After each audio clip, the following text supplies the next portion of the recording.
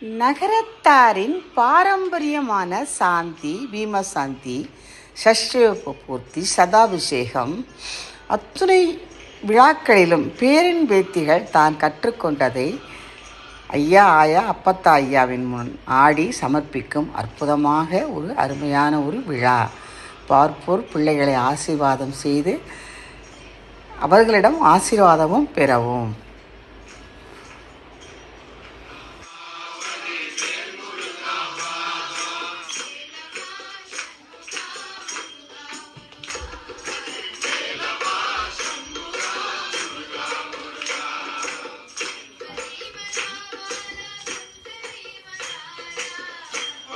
Mana